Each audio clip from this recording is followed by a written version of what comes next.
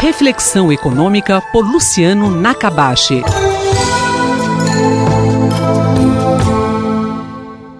Professor, quais são as implicações da troca de ministros no Ministério da Educação? Tudo bem, Gabriel?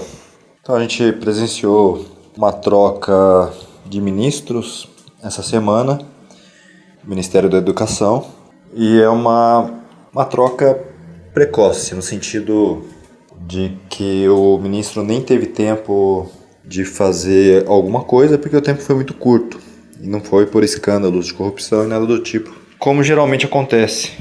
Tem acontecido na história mais recente do Brasil a queda de ministros pelo envolvimento, possível envolvimento em escândalos de corrupção. Nesse caso parece que foi mais por uma inadequação mesmo, uma falta de preparo para o ministro em um cargo tão relevante. Então acho que quando a gente pensa no Ministério da Educação, alguns ministérios são mais importantes do que outros. A gente tem, por exemplo, a Fazenda, um dos principais, mas o da Educação certamente está entre os principais ministérios porque está relacionado às políticas de grande potencial de desenvolvimento do país.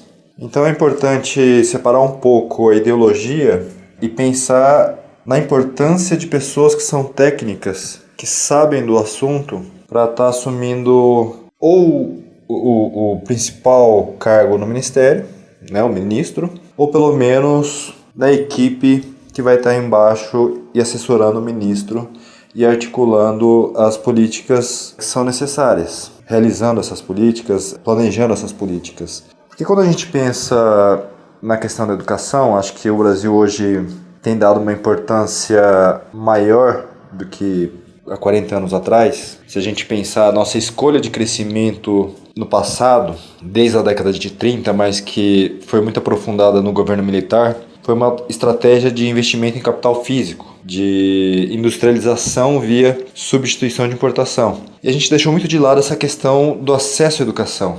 Então é fundamental você ter um ministério com pessoas muito capacitadas que a gente tem no Brasil para estar elaborando essas políticas que serão importantes para melhorar a escolaridade dos nossos alunos. E quais são essas políticas? Acho que o primeiro foco é, certamente, chamar nomes relevantes para a elaboração dessas políticas. Aqui na FEA Ribeirão nós temos nomes, uma equipe muito boa que faz análise da educação, dos impactos, das variáveis que são relevantes. Pessoas como Luiz Guilherme, o Daniel Santos, Elaine Pazelo, Reinaldo Fernandes, só para citar alguns nomes fortes que temos em Ribeirão. Pessoas em São Paulo, Naércio Menezes Filho, da FEA São Paulo e do INSPER, Ricardo Paes de Barros. Nomes é o que não falta, né? Temos muitos nomes de qualidade aqui na FEA, no INSPER, na FEA São Paulo, que são nomes que podem estar ajudando muito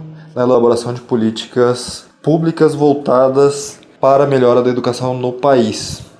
A gente sabe que hoje a questão relevante não é a quantidade de gastos que a gente tem por aluno. Quando a gente pega a população brasileira, cada vez menos representativa é a quantidade de crianças e jovens na população brasileira pela questão da pirâmide etária, da mudança demográfica que a gente vem notando no nosso país.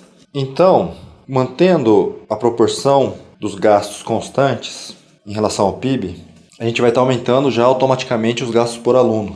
Então a gente tem que pensar em políticas que melhorem os gastos, esses gastos que tragam mais benefícios. O próprio Ricardo Paes de Barros fez um seminário mostrando que com a mesma quantidade de gastos, ou até menos, alguns municípios têm muito mais sucesso na educação dos alunos do que outros municípios.